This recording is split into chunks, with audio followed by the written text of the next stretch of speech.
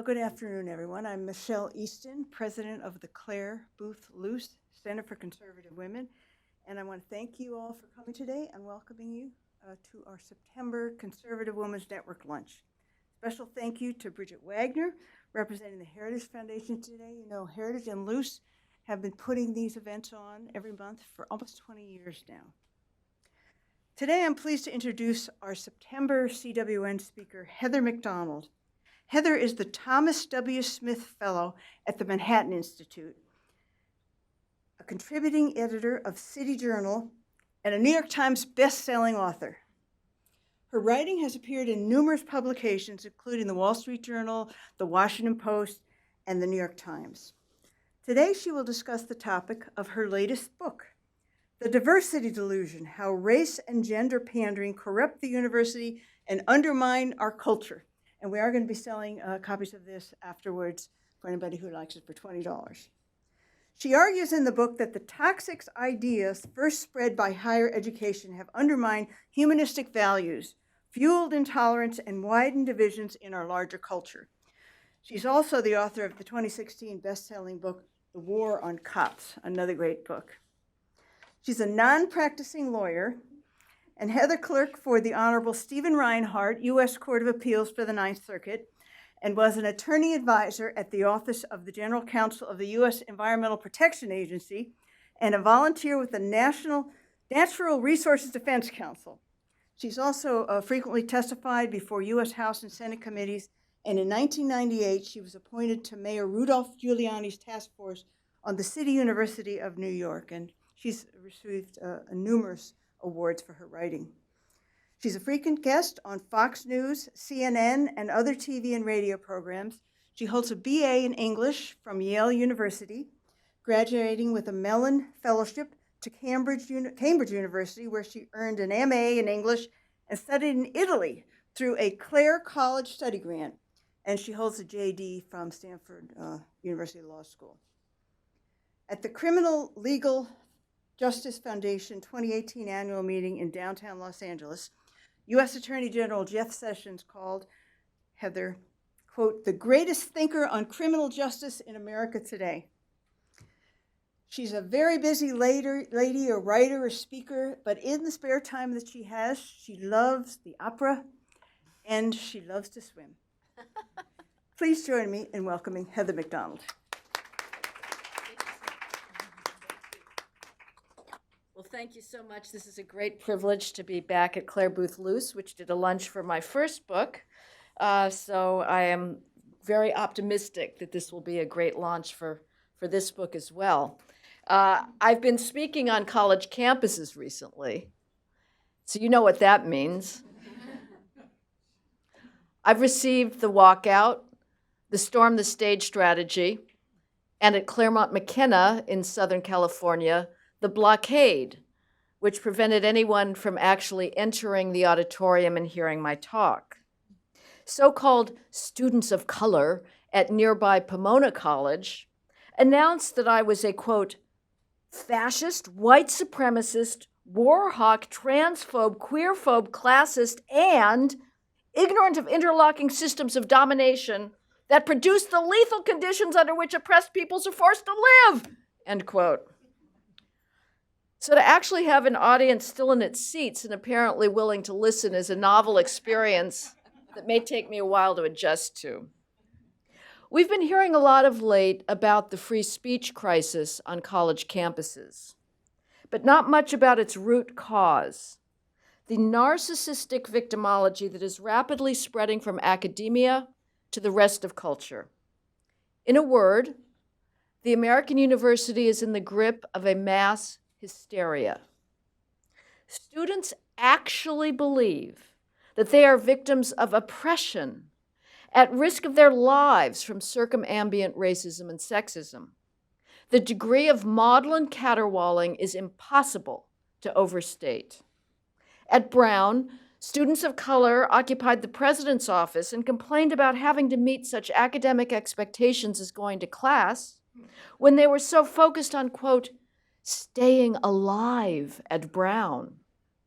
At Yale, a mob of minority students surrounded a highly respected sociologist and cursed and screamed at him for 3 hours because his wife had the temerity to suggest that Yale's students could decide for themselves their Halloween costumes without oversight from the Yale diversity bureaucracy.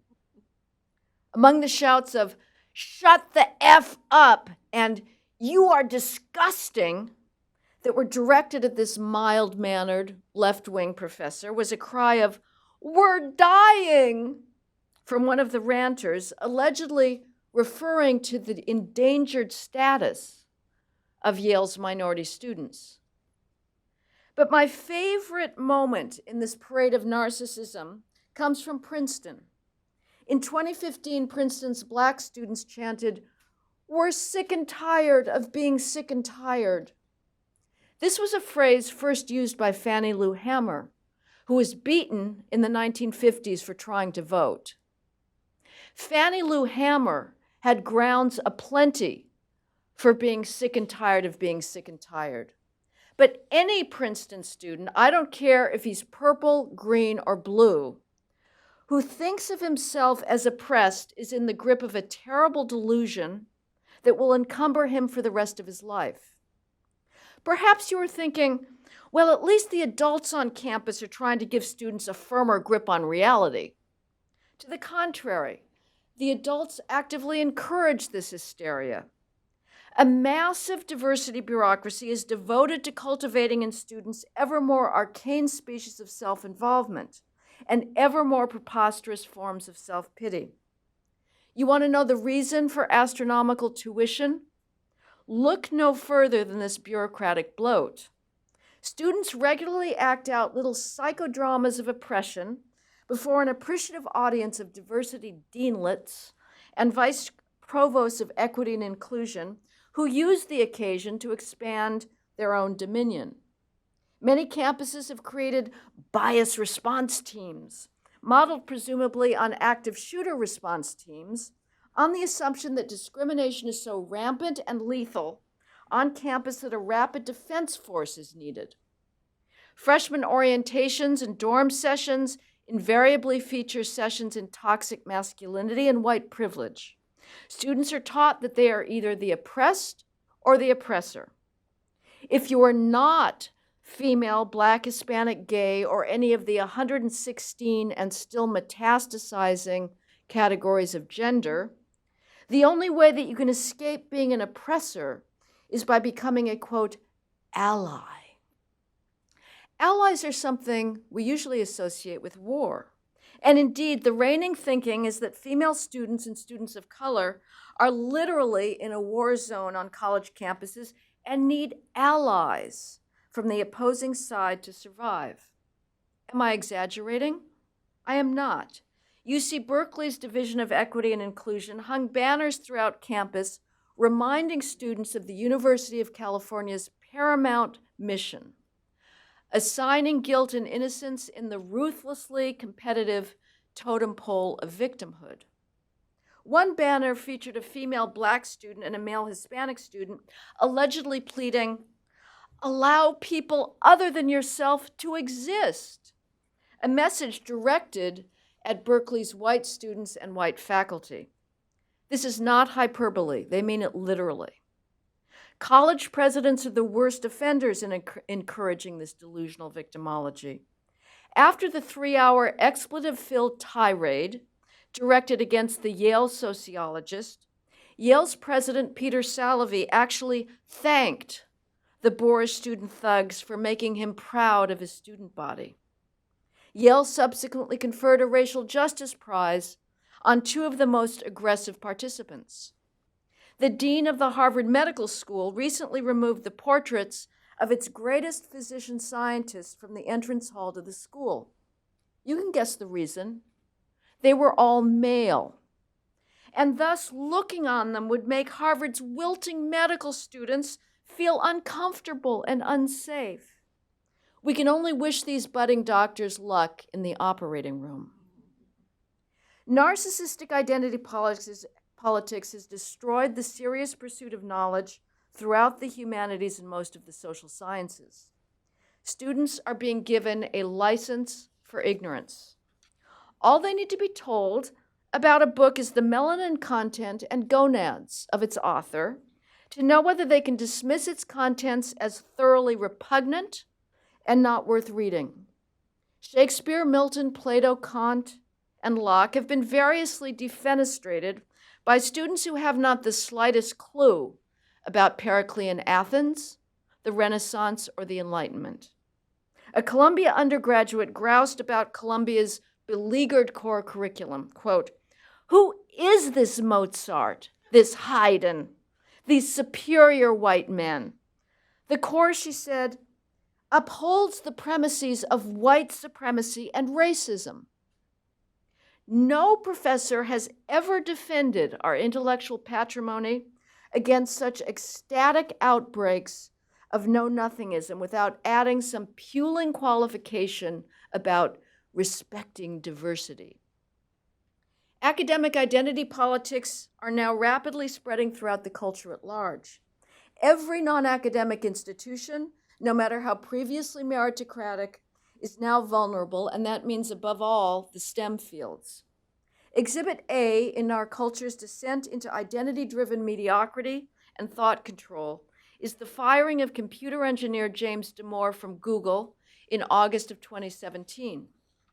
Damore had written a carefully reasoned, fact-based memo suggesting that the average career preferences of males and females may explain why there is not 50-50 gender proportionality among Google's engineers. The language that Google's CEO used in firing Mr. Damore was a direct import from academic victimology. Google's employees were, quote, "hurting," he said, because Damore had dared to challenge the reigning feminist orthodoxy. What followed Mr. Damore's firing was even scarier. A regional branch of the National Labor Relations Board upheld Google's actions on the same bathos-drenched victim grounds. Mr. Damore's memo had made Google's employees feel, quote, "unsafe at work," according to the NLRB Associate General Counsel.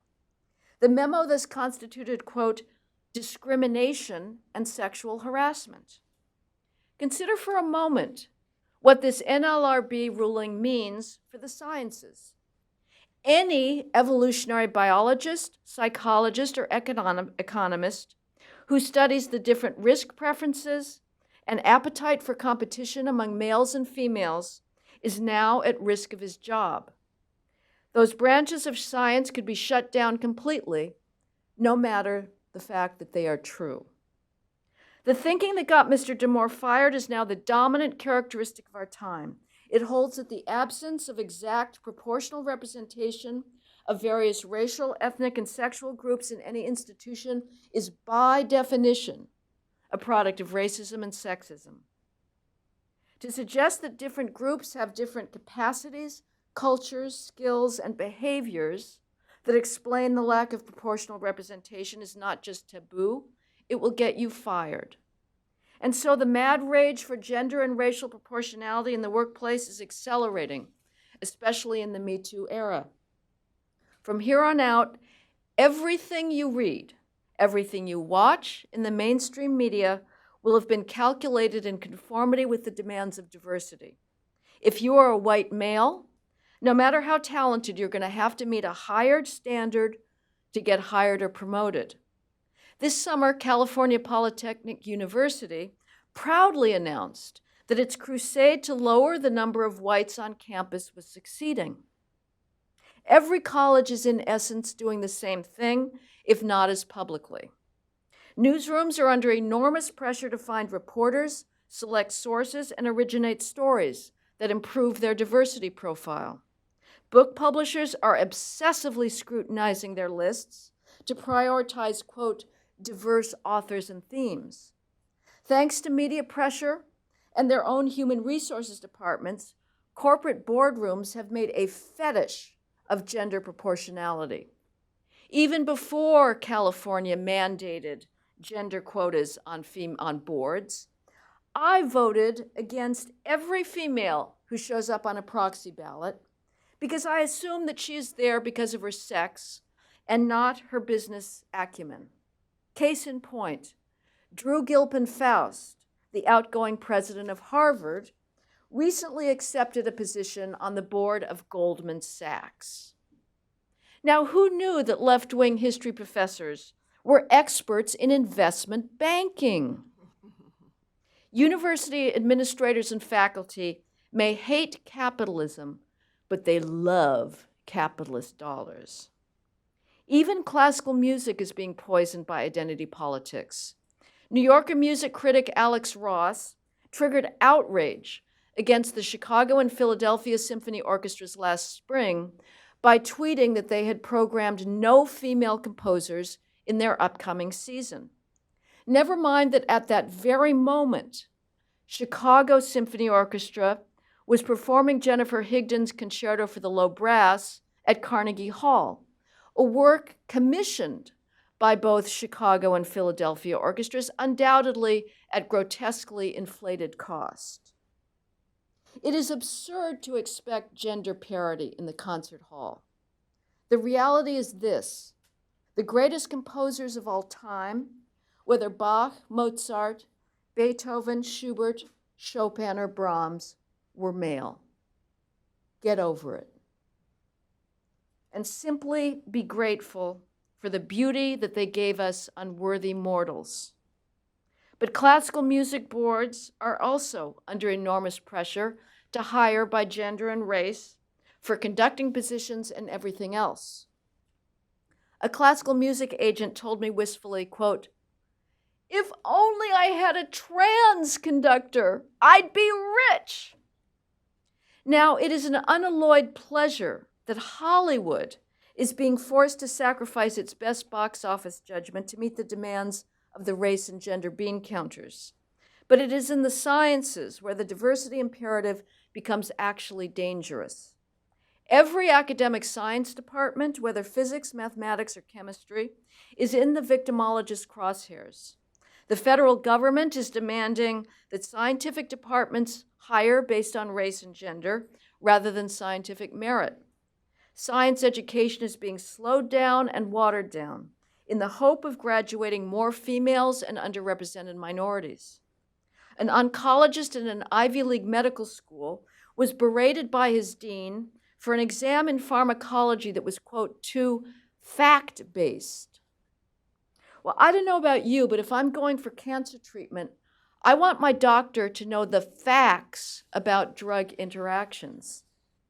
The National Science Foundation is spending billions of your taxpayer dollars on programs to boost diversity in science, arguing that only a diverse laboratory can achieve scientific breakthroughs.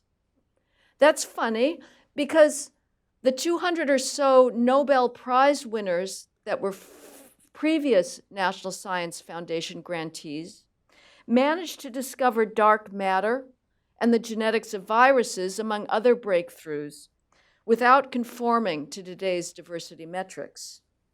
And of course, this mania for gender and race parity in academic science continues into the private sector.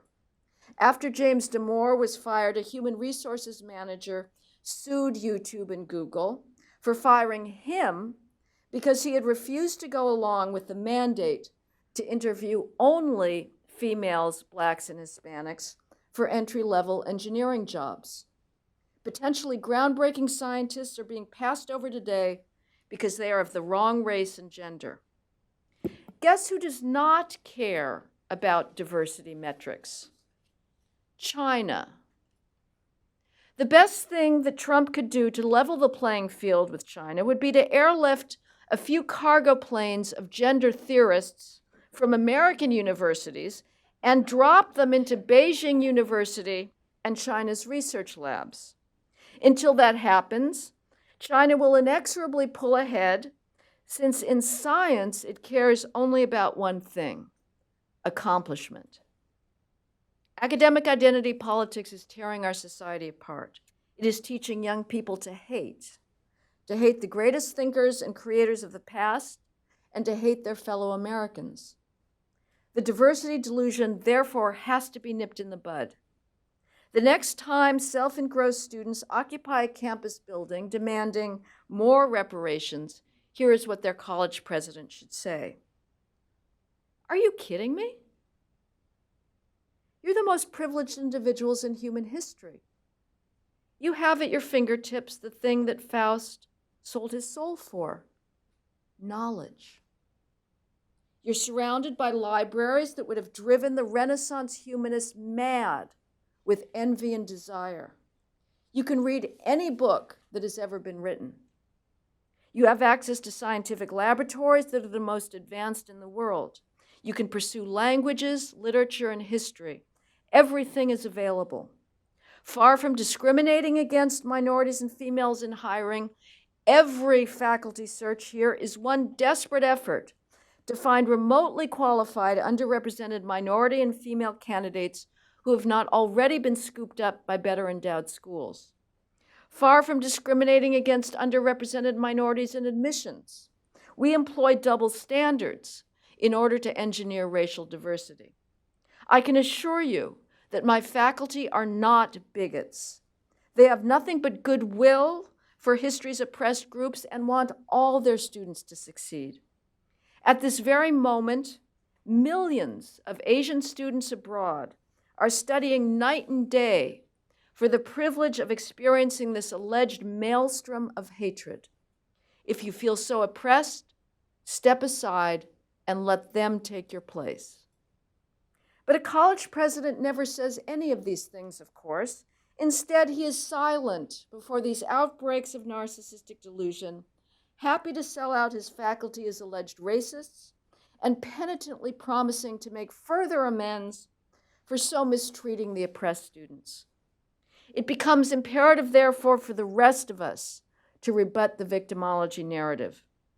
It is not enough to call for freedom of expression. That is, if I may borrow a term, a relatively safe stance to take, even if you liberals will back you up. No, if we're going to restore sanity and civil harmony, we're going to have to take on the victimology narrative directly and assert that racism and oppression are not the predominant characteristics of American society today. For all our historical sins, and they were real and grotesque, there has never been a more tolerant, opportunity-filled polity than our present one. The preservation of freedom requires knowledge of and gratitude for the extraordinary richness of Western civilization with its patient development of the rule of law, the scientific method, and the concept of individual rights. Until universities return to their proper mission of passing on such knowledge, organizations like the Clare Boothe Luce Institute and, of course, the Heritage Foundation will remain essential. Thank you for your attention.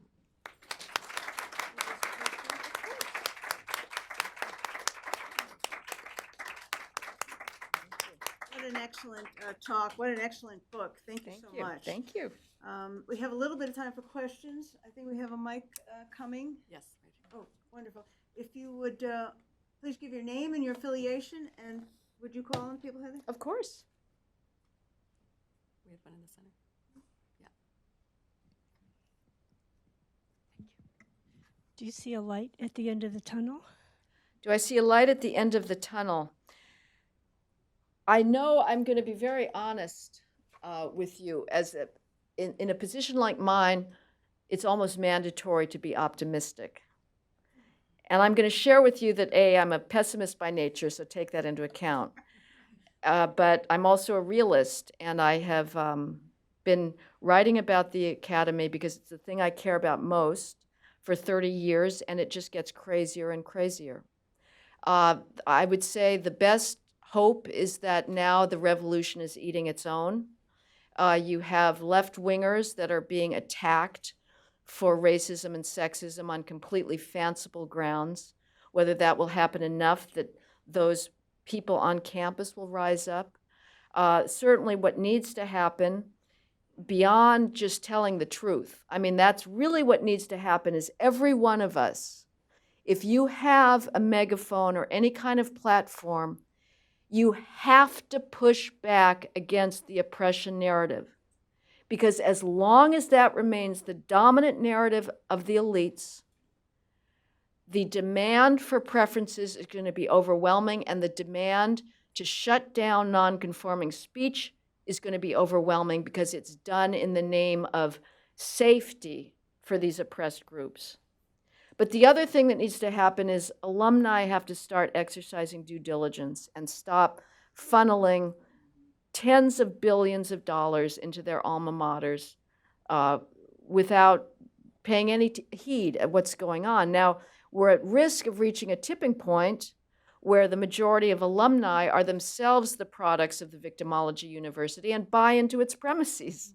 So there's nothing that they would object to about the destruction of humanistic learning.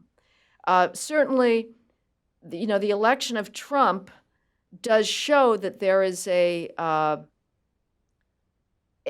fed-upness among a certain portion of the population towards the strictures of political correctness. But with demographic change happening at the rate it is, it's sort of a race against time. Yes. Wait for the mic. It's a good question, and unfortunately, the brainwashing is happening earlier and earlier. There's high schools, whether it's a public high school or an elite private school, they too are now subjecting their children, the students, to brainwashing and victimology. I was contacted by a very, very wealthy hedge fund manager whose name I'm not going to recount, but he made a lot of money in the 2008 financial crisis. He has daughters at a very elite girls' school in New York City. And they were in the 5th grade, and they were to have whole classes in trans indoctrination. There's a diagram that is out there. It's not just at this particular school, it's on the circuit that if you have children, you may have had the misfortune of coming across it. It's called the gender-bred person. And it's a cute little diagram like a gingerbread man you might see at Christmas time with the various areas of genitalia and everything else pointed out with the message that everything is socially constructed. Please be aware that gender is just a choice that one makes. And this is 5th graders. Now, this I would deem is sex abuse because children should be preserved in the zone of innocence about sexuality as long as is humanly possible. There is time enough in life to be plunged into the fatal knowledge of sexuality and sexual desires. But for God's sakes, allow children some surcease from the incessant sexualization of our culture. But the identity politics purveyors have to get their talents in earlier and earlier. And as people have written, GLSEN, and I don't mean to single out per se the gay rights movement, but it's just a fact. They're advocating for gay rights, propagandizing in kindergarten. So, but nevertheless, to your question, despite the fact of this early onset victimology, my sense is that this culture is ready to be post-racial. Most students come to school and they just want to get along, nab a degree with as little studying as possible, as much partying as possible, and they don't really give a damn about these things. And if we could just shut up and let people get along, but instead they're just hounded from the moment they get on campus to think in these categories. And so we're not allowing the natural evolution to occur. Yes. Hi, Heather. Cully Stimson. Great speech, as usual. I'm hearkening back to the speech you gave at the Federalist Society National Lawyers Convention and tying this question to that because there's a through line here. imagine, if you would, and I don't think it's hard to imagine, a series of suits that make their way to the Supreme Court. The suit against Harvard by Asians. Mhm. The Sixth Circuit this week just ruled that the so-called campus tribunal rules are unfair because they don't allow people to cross-examine their accusers. All these so-called free speech and safe space zones on college campuses, all these cases make their way to the Supreme Court, and the court rules on the law and strikes down all of these, which on the law probably is the right decision. Mhm. What effect, if any, however, would that have to ameliorate all of these negative consequences throughout society, especially at the college level? Well, I can't tell if I'm picking up from you a note of skepticism about your proposition. And I'm going to, I guess, remain agnostic about it, but I will tip my hand. I've disagreed with George Will about this. I think he overstates the importance of the government regulations.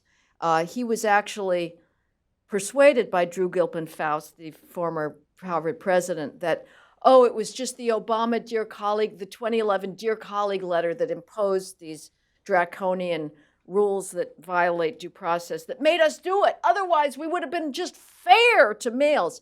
I don't believe it.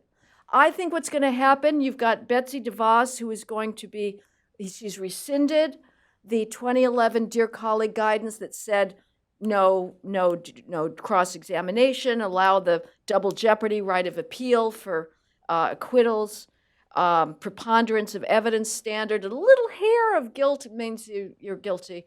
Unless she mandates fair procedures, I don't think a whole lot is going to change on campus because they are already in the grips of the feminists. So it would be good, obviously, what I would really like the Supreme Court to do on the racial preferences issue, I frankly find the jurisprudential language around preferences, which is exclusively equal protection jurisprudence about strict scrutiny, what is required in order to have the government categorized by race. It's a valid argument. It's real. There's reverse discrimination, and it is a serious constitutional violation, even though the court has been willing to wink at it for decades now under the guise of diversity. For me, the more important critique of preferences is something known as mismatch theory, which is an empirically based study that shows that admitting students to an academic environment for which they are not competitively qualified does not do them any favors. You put them at competitive disadvantage. I'll take it out of race. Let's look at gender. If MIT admitted me because they have gender quotas, which I have no doubt they do, and I was there to diversify their entering class because they want more females, and they reached down as all preferences do, and let's say I had on an 800-point score of SATs, I had a math score of 650, which is okay. It's respectable.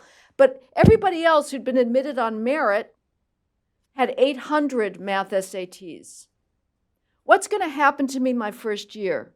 I'm going to struggle. I am not going to keep up with freshman calculus because the teaching is not going to be pitched at me. It's going to be pitched at the average level of preparation. And I'm going to flounder, possibly drop out of my intentions to be an engineer. Whereas if I'd been admitted instead of MIT to Boston College, where my peers had 650 math SATs, I'd be much more likely to persist in my intention to major in STEM. This happens with Black students. They drop out overwhelmingly from STEM fields. At law schools, the degree of racial preferences admitted that are used in law schools is massive. It's 1 to 2 standard deviations of academic qualifications. the black students all end up clustered at the rock bottom of their class. This is not a good thing for overcoming racial stereotypes. So the mismatch theory has been raised before the Supreme Court in amicus briefs with the Fisher case. I don't think it's probably going to, I don't know if it's going to come up with the Harvard case.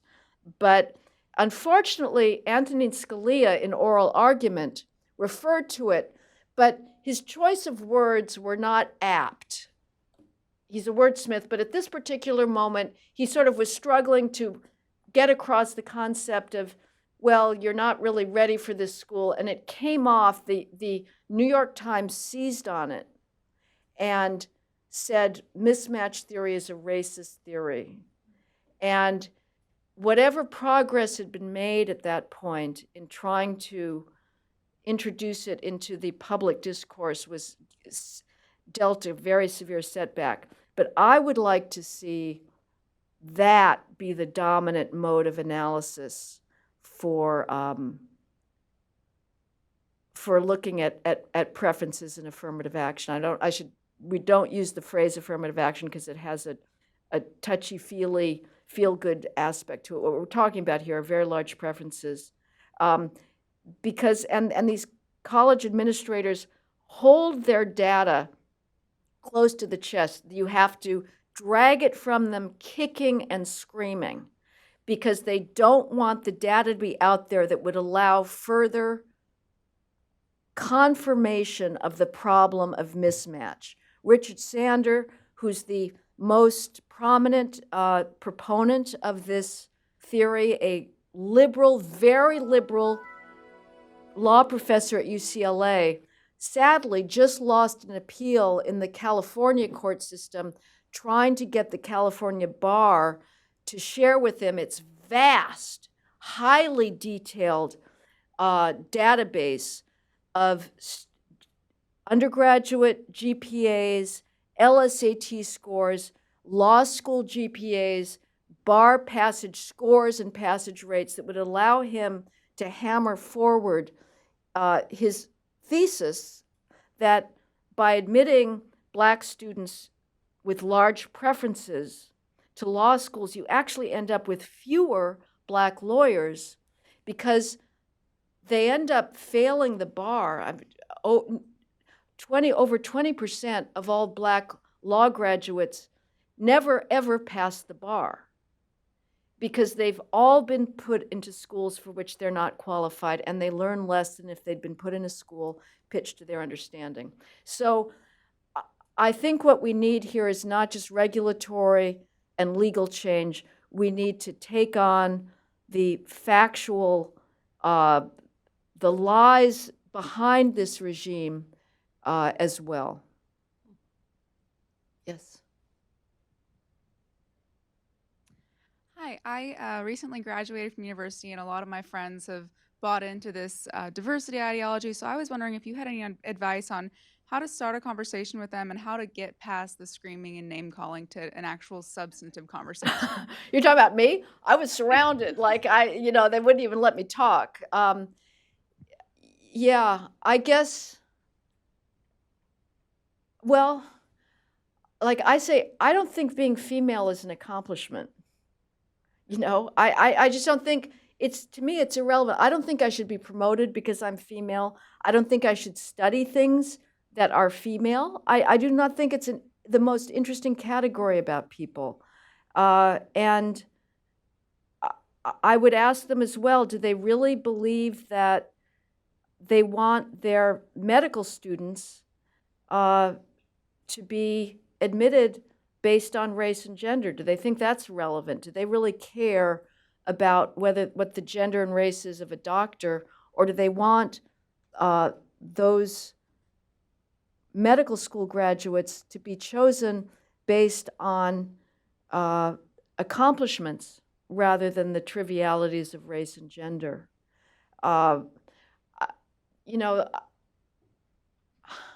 Females are just determined to believe that they still live in a sexist world. Obviously, in the Me Too moment, there are real predators out there that are in an employment context are exploiting their power, but in general, you are much better off today applying for any job as a female than as a white male. It's just an enormous boost, and it's delusional to think that it's any other way. So I don't know. I mean, it's a difficult thing, and it requires at some point being able to say that this is not a racist and sexist world, and that there are actual accomplishments that people can achieve that should matter in their promotion, but not something as limiting and tribal as race and gender.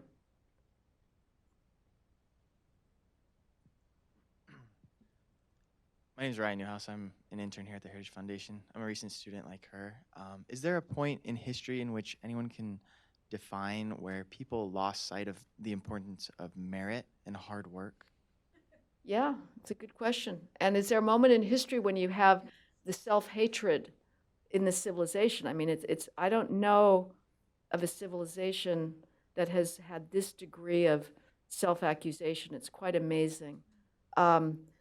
But I think it began really in the 1960s when you had the demands for, Lyndon Johnson talked about affirmative action. And at the time, if it had meant outreach, which was how it was packaged, that would have been fine. But he said you can't take chains off people and expect them to run and succeed in the race. Well, that's true too. But it was assumed that by catapulting people into environments for which they're not prepared, you're helping them. And again, you're not. And I just recorded a TV interview on the Hill TV today. And beforehand, I was listening to, I was standing in the corridor listening, and I was thinking, oh, this is going to be fun, because the entire panels they had beforehand was all gender this, race this. I heard the makeup lady say, oh, you can't believe the fascist political discourse I've heard in this green room. Fortunately, I was just on with Buck Sexton, who's a conservative. But afterwards, there was a black Harvard student waiting for me who said, can we talk about this? And, it was basically, are you telling me that, and he admitted, he said, I'm an affirmative action product. He said, my grades weren't that good, my test scores weren't that good, but are you going to tell me I shouldn't have gone to Harvard? And I said, well, you may have done well, but I can tell you, on average, students that are admitted end up clustering. And, the sort of racial hysteria that we said, the key to this universal claim that schools are racist is mismatch. This is what's driving it. Because students are being admitted, they're not qualified, they're at the bottom of their class, they feel beleaguered, understandably. Again, me at MIT with 650s, I would be struggling. I would be miserable.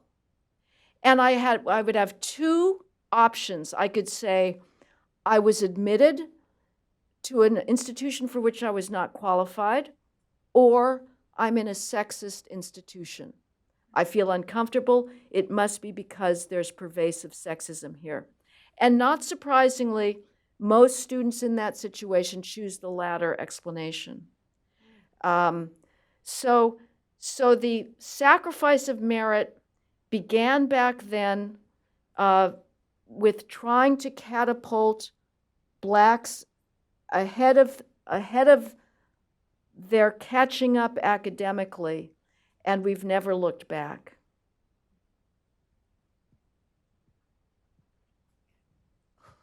Cui bono, who benefits from this chaos? Because it's not totally organized. There are a lot of chaotic elements, and it's not logical, which I know is I'm being whatever your list of things, but I don't understand. Somebody has to benefit. Well, And I'm not sure if it's George Soros, or what it is. It's not organized, and that makes it especially. And there's chaos theory and all that. Well, I'm not a conspiracy theorist. So, I mean, George Soros, you could get rid of George Soros. It's not going to make a darn bit of difference. And I think this is ideological, and I think there is also financial self-interest. I mean, these diversity bureaucracies are massive. I cannot tell you. Again, this is why tuition is so high. Berkeley's Division of Equity Inclusion, $20 million a year. UCLA's Vice Chancellor of Equity, Diversity, and Inclusion, he makes over $400,000 a year for nothing. UCLA is not racist and sexist, period. End of story. There is nothing for Jerry King to do. But his dominion expands, so it's in the interest of the diversity bureaucrats to sow this idea of pervasive racism and sexism. But it's also in the preening, narcissistic self-interest of college administrators to believe that they are standing up against red state America's bigotry, and that without their exercise of preferences, females would be discriminated against in the world at large, and minorities would be discriminated against in the world at large. So they like to look out over their diverse realm and feel the thrill of noblesse oblige. And it's a power trip for them. But it does not, again, it does not help the beneficiaries. Nobody's saying that underrepresented minorities should not go to college. What I find amazing is that the presidents in respectable but non-elite colleges put up with this crap. Because the message is that unless this black student that I met at Hill, unless he'd gone to Harvard, his life would have been over.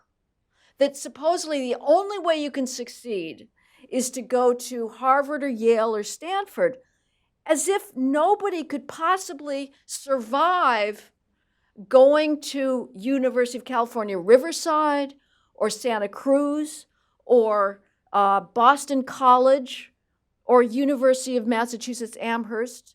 The self-regard on these, but the University of California is a multi-campus system with, I think, 9 or 10 now flagship campuses. And in 1996, the great Ward Connerly managed to get a voter initiative passed that banned racial and gender preferences in government. And of course, the University of California system proceeded immediately to ignore it. But the rhetoric, Berkeley's chancellor said, how can we possibly have future leaders in California unless Berkeley can employ racial preferences? Why the chancellor of the University of California at Riverside did not say, excuse me, they can come here and become future leaders is beyond me, because it's incredibly condescending. Maybe the real racist thing is that these kids aren't being taught to read and write in grammar school. Absolutely.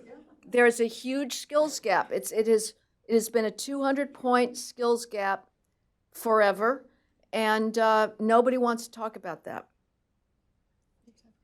One more question?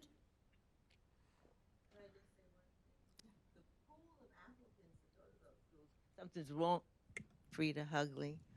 The pool of applicants that they choose to go to these elite schools, there's something wrong with the process where they get these students who can't cut the mustard, shall we say. Who can't what? Cut the mustard? Cut the mustard.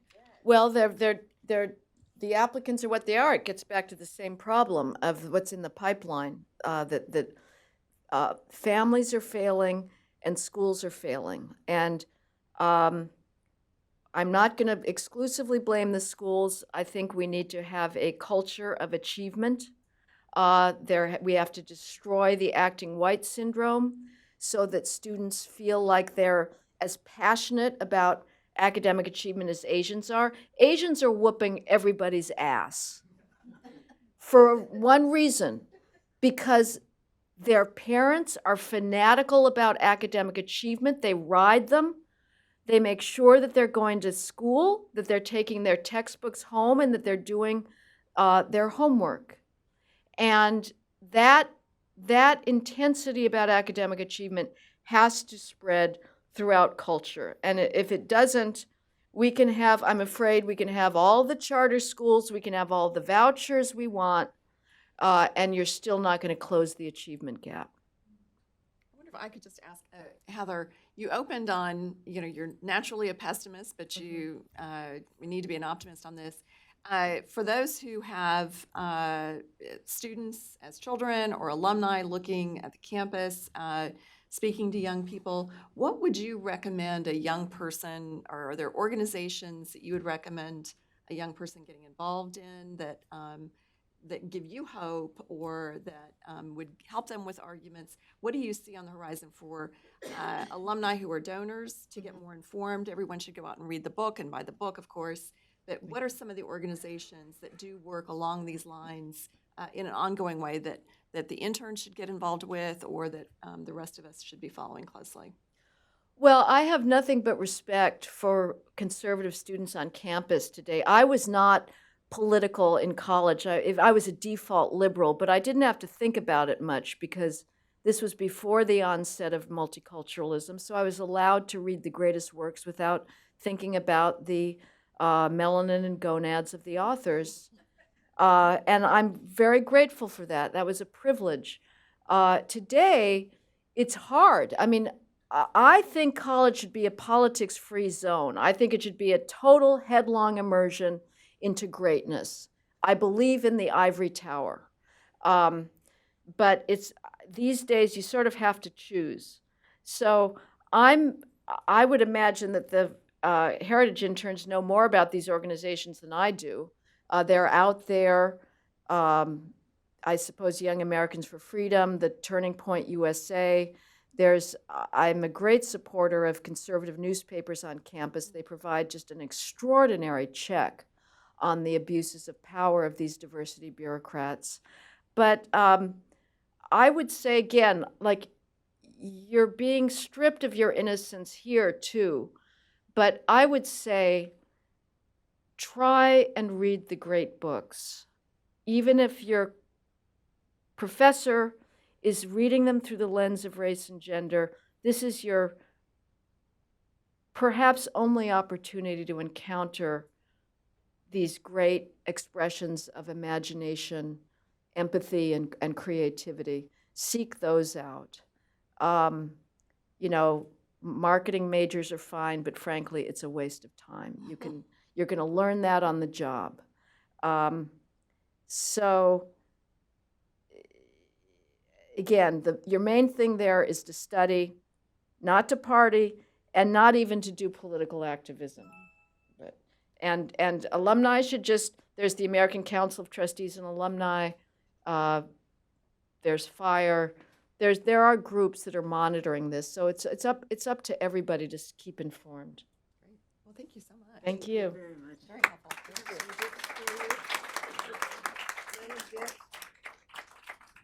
What incredible insights. Thank you so much. Oh, Here's our lovely. limited edition Claire Plum. Booth Loose coffee mug with her famous saying, No good deed goes unpunished. So true. and a tote bag for you Oh, to put good. it in. I'll take my wet tennis shoes in this home so they don't. And from Heritage, thanks so much for joining us. We've got something for you to take into the fall. And we'd invite you all to join us for lunch back in the Shaw Conference Room where we can continue the conversation. So thank you so much. We really appreciate you joining us here today. Thank you. And encourage you all to share the archive of the video, which will be online, and go out and we'll be selling copies of the book just outside in the lobby. Thank you. Thank you. Could I ask you to take one picture of that?